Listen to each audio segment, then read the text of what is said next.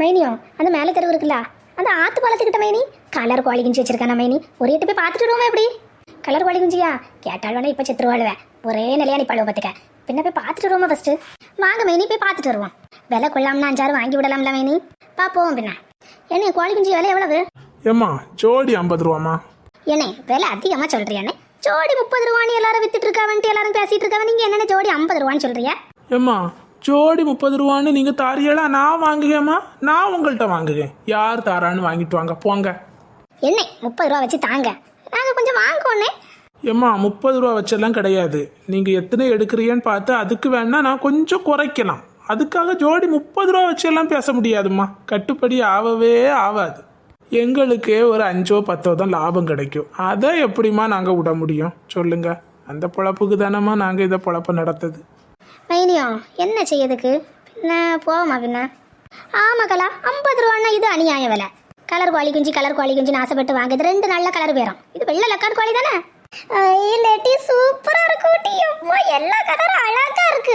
எப்போ அந்த blue colour போறான். இந்த ஸ்கை ப்ளூ எங்கிட்ட இருக்கு. Pink green white.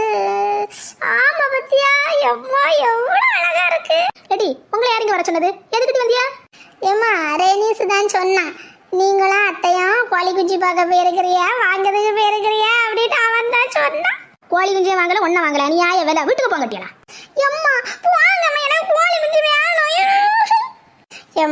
எம்மா கலர் கோழி குஞ்சு வாங்கி தாங்கம்மா. ஏம்மா இப்படி பண்றீங்க? எதுவுமே வாங்கியே தர மாட்டேங்கிறிய.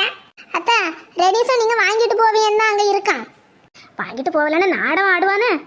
நியாய விலை சொன்னா எப்படிக்கெல்லாம் வாங்க முடியும்? என்ன கொஞ்சம் குறைச்சு தாங்கனே. ஏம்மா அவங்களுக்கு எத்தனை கோழி குஞ்சு வேணும்னு முதல்ல சொல்லுங்க. அதுக்கப்புறம் விலையை பேசலாம். எங்களுக்கு 2 செட்டு 50 ரூபாய்க்கு தாங்கலாம்.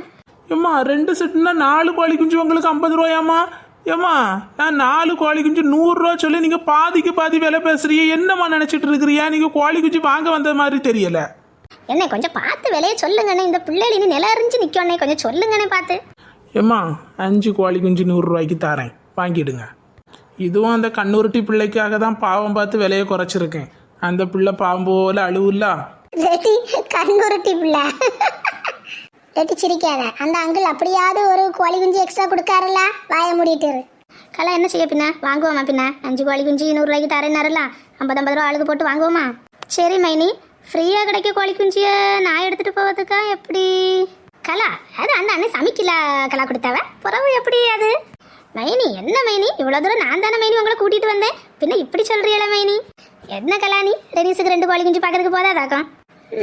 சரி மைனி வாங்க வாங்கிட்டு போவோம். இல்லாட்டி கோழி குஞ்சு வேணும்னு வாங்கியாச்சு. கலர் கோழி குஞ்சு தான் வேணும்னு கேட்டு வாங்கினியெல்லாம். அதுவளுக்கு டெய்லி நீங்கள் 2 பேரும் சேர்ந்தா தீனி போடணும். என்கிட்ட எம்மா கொஞ்சம் போல அரிசி எடுத்து போடுங்கம்மா. எம்மா கொஞ்சம் போல கம்பமுள்ள எடுத்து போடுங்கம்மா. ஏதாவது சொன்னிய அதெல்லாம் நாங்கள் பார்த்துக்கிடுவோம். கலா நல்லா பேசி பழகுனாலும் எம்மா ஒரு கோழி குஞ்சு என்ன வருத்த வர தேட்டி. எம்மா நீங்கள் என்ன கோழி குஞ்சு அத்தைக்கே கொடுத்துருக்கலாம்லாமா?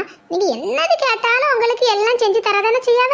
அவைய வீட்டில இருந்து மீன் குழம்பு வச்சா கொண்டு வராவ. என்னது வச்சாலும் உங்களுக்கு கொண்டு தரதானே செய்யாவ.